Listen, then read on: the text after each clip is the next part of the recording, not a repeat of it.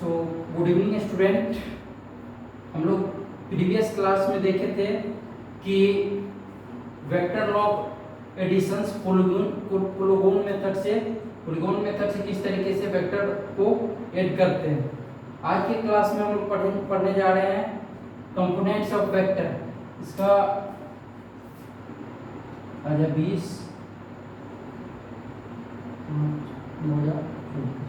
आज हम लोग पढ़ने जा रहे हैं components of vector.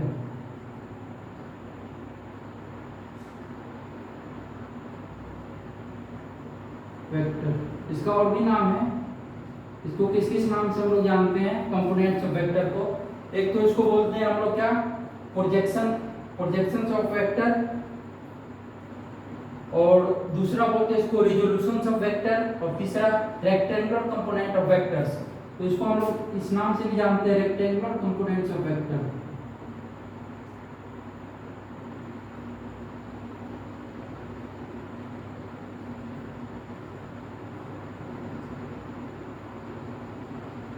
Of vector इसको रिजोल्यूशंस ऑफ वेक्टर भी बोलते हैं। तो बताइए, अगर कोई एक वेक्टर है उसका कितना कंपोनेंट हो सकता है।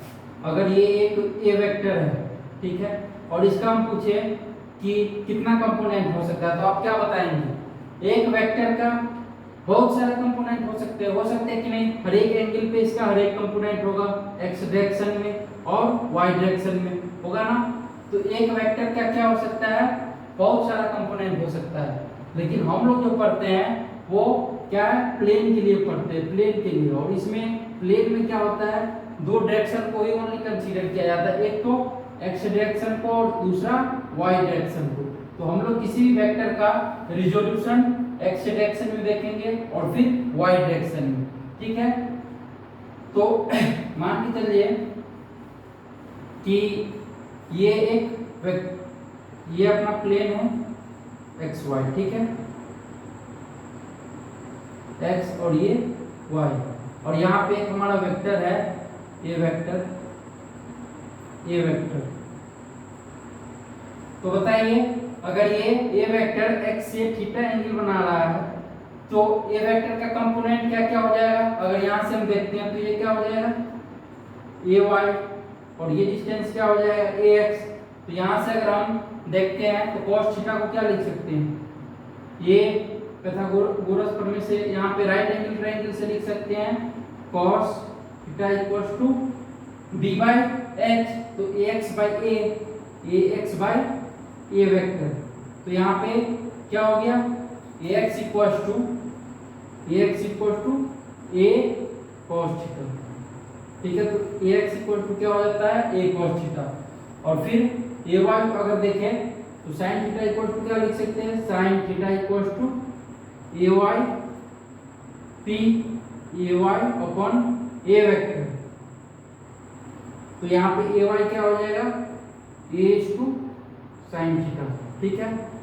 तो अगर हम इस वेक्टर को x डायरेक्शन में कंपोनेंट करेंगे तो क्या हो जाएगा, a cos थीटा, और y डायरेक्शन में कंपोनेंट करेंगे तो क्या हो जाएगा, a sin थीटा। और इसको ऐसे याद रखना है, जिसके साथ एंगल लगा रहेगा उधर का कंपोनेंट क्या होगा, cos theta, a cos theta, और जिसके साथ एंगल नहीं लगा रहेगा उधर को कंपोनेंट क्या होगा, a sin थीटा, ठीक है। तो इसको ऐसे लिख लीजिए, इसको ऐसे लिखना, पहले हेडिंग दीजिए और लिखवा देते हैं हम कैसे लिखना है इसको। ऐसे लिखिए, पहले कंपोनेंट्स ऑफ वेक्टर लिखिए, ठीक है, और लिखिए ए वेक्टर्स में हैव इनफिनाइट कंपोनेंट्स, ठीक है। एक वेक्टर का क्या इनफिनाइट कंपोनेंट्स हो सकता है ना, जैसे अभी हम बताएं। यहाँ पर देखिए, ये है ए वेक्टर और ये है बी वेक्टर। तो इसका क्या रिजल्टेंट कुछ भी होगा, पैरेललोग्राम लॉ ऑफ एडिशन से देखे तो होगा ना। तो अब ये आर वेक्टर है, आर वेक्टर और ए वेक्टर का रिजल्टेंट कुछ होगा। तो इस तरीके से अगर रिजल्टेंट देखेंगे तो एक वेक्टर का क्या है, इनफिनाइट कंपोनेंट्स हो जाएगा ना। तो एक वेक्टर का क्या है, इनफिनाइट नंबर्स ऑफ कंपोनेंट हो जाएगा। उसके बाद स्टैंडर्ड डायरेक्शन इसका क्या होता है, दो प्लेन होता है, प्लेन मैक्सिमम 2 कंपोनेंट होता है। उसके बाद लिखिएगा ये वाला डायग्राम बना के और इसको नोट डाउन कर लीजिएगा, ठीक है। तो ax को क्या हम यहाँ पे बोल सकते हैं, ax जो है, ax क्या है, x कंपोनेंट ऑफ वेक्टर, और ay क्या है, y कंपोनेंट ऑफ वेक्टर। जो y के अलोंग जो कंपोनेंट कर रहे हैं इस वेक्टर का, उसको हम लोग क्या बोलते हैं, ay, ठीक है। तो यहाँ से अगर हम लिखें a वेक्टर को, तो a वेक्टर को क्या लिख सकते हैं बताइए, ये आ गया रिजल्ट। तो यहाँ पे अगर हम a वेक्टर लिखे तो क्या हो जाएगा, a vector ax i cap plus ay j cap. i cap क्यों, क्योंकि ये x डायरेक्शन में, y j कैप क्यों, क्योंकि ये y डायरेक्शन में। तो यहाँ से अगर वैल्यू पुट करते हैं तो क्या हो जाएगा, ये a vector equals to a cos theta i plus a sin theta j हो जाएगा। फिर यहाँ से अगर लिखते हैं क्या आ जाएगा, a vector equals to a is to cos theta i plus sin theta j, ठीक है। अगर a वेक्टर का मैग्नीट्यूड लिखे, मैग्नीट्यूड ऑफ a वेक्टर तो क्या लिख सकते हैं, मैग्नीट्यूड ऑफ a वेक्टर क्या हो जाएगा, फिर magnitude of a vector, magnitude of a vector क्या हो जाएगा, a वेक्टर का मैग्नीट्यूड क्या होगा, root under a square cos square theta plus a square sin square theta हो जाएगा। cos square theta plus sin square theta क्या हो जाएगा, 1 होगा। तो रूट अंडर क्या होगा, a अगर x डायरेक्शन में लिखते हैं तो x square plus ay square हो जाएगा। तो ax का स्क्वायर प्लस ay का स्क्वायर, तो ये a वेक्टर का मैग्नीट्यूड, ठीक है। इसको नोट डाउन कर लीजिए। फिर अगर डायरेक्शन हम देखते हैं, tan थीटा अगर यहाँ से लिखते हैं डायरेक्शन ऑफ वेक्टर, पहले इसको नोट डाउन कर लीजिए,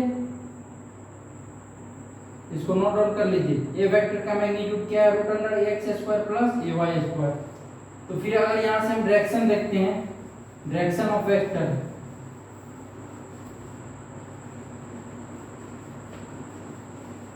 direction of a vector, direction of a vector, a vector क्या हो जाएगा, tan theta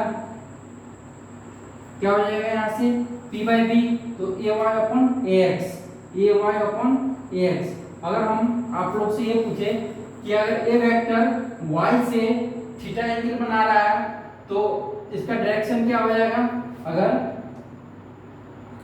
a vector makes theta angle with y axis, then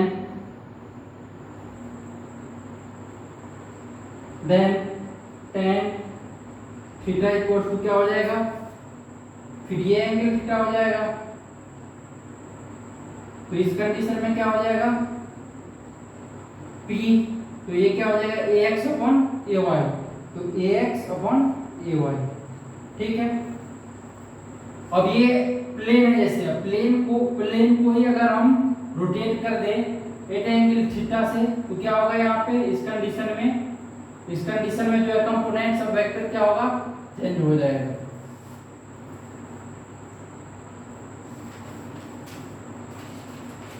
note down कीजिए।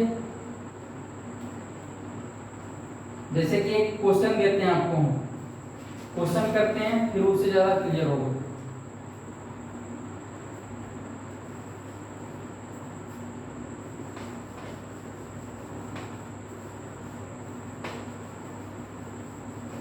देखिए जैसे ये क्वेश्चन है,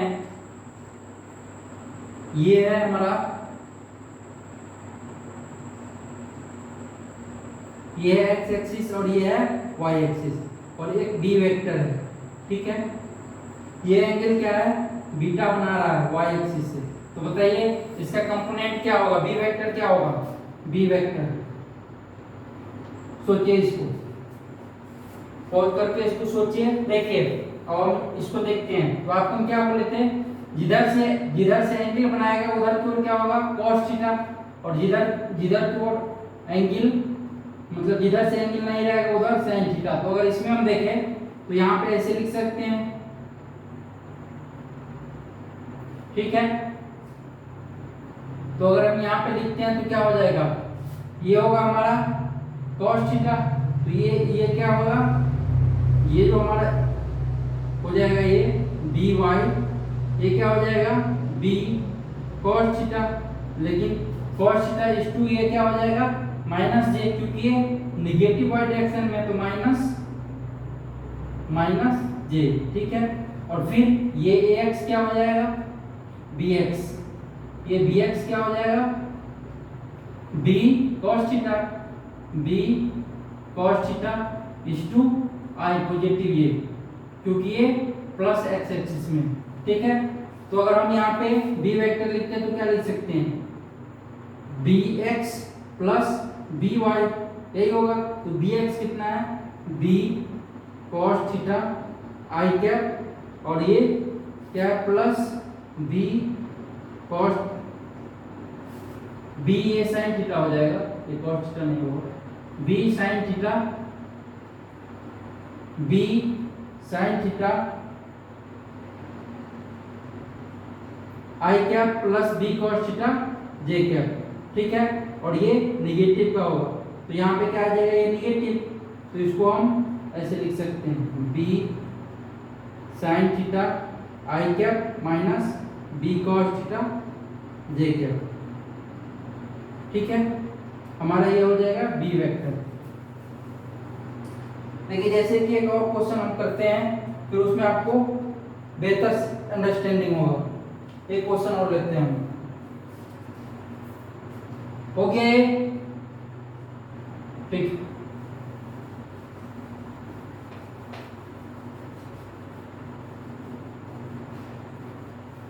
क्वेश्चन ये है, find the magnitude and direction of the flowing vector. ये है फाइंड मैग्नीट्यूड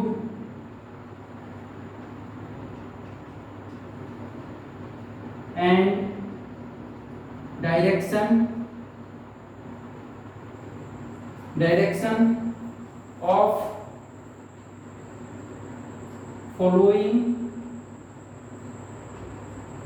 following vector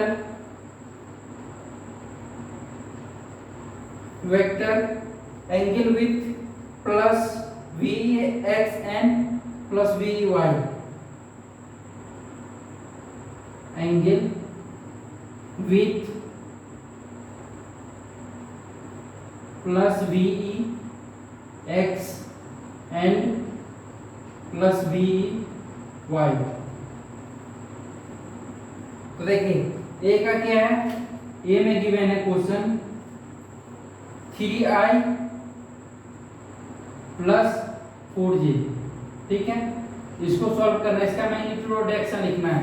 तो ये देखिए कैसे हो जाएगा, ये i है 3i प्लस 4j, तो इसको ऐसे लिख सकते हैं, इधर की ओर क्या हो गया ये 3i और इधर की ओर ये क्या हो गया 4j, ठीक है। तो रिजल्टेंट क्या हो जाएगा, तो r जो होगा मैग्नीट्यूड होगा, जैसे कि हम मान लेते हैं b वेक्टर, ये b वेक्टर है, ठीक है।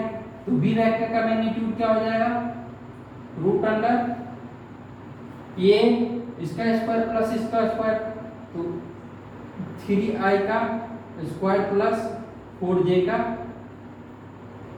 स्क्वायर, ये कितना हो जाएगा 9 प्लस 16 इक्वल टू 5।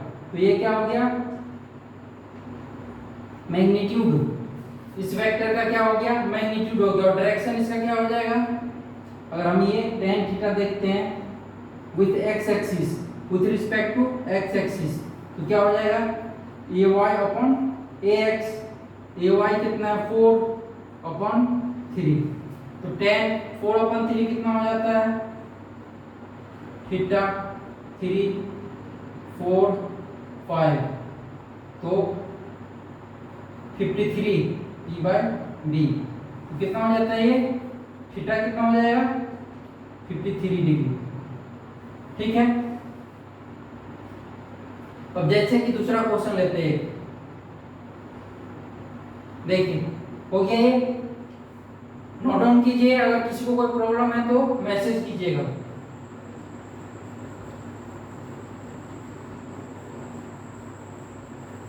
दूसरा क्वेश्चन एक देखते हैं। देखिए क्वेश्चन ये है कि बी वेक्टर क्या है, B vector -3i plus 3√3j, ठीक है, ये क्वेश्चन है, तो इसको सॉल्व करना है। तो बताइए इसका मैग्नीट्यूड कितना हो जाएगा, मैग्नीट्यूड √3 का स्क्वायर -3 का स्क्वायर प्लस 3√3 का स्क्वायर, कितना हो जाएगा ये, √9 प्लस कितना हो जाएगा 3 3 जा मतलब 27, 9:3 27, कितना हो जाएगा √36, ये कितना हो जाएगा 6 यूनिट, ठीक है।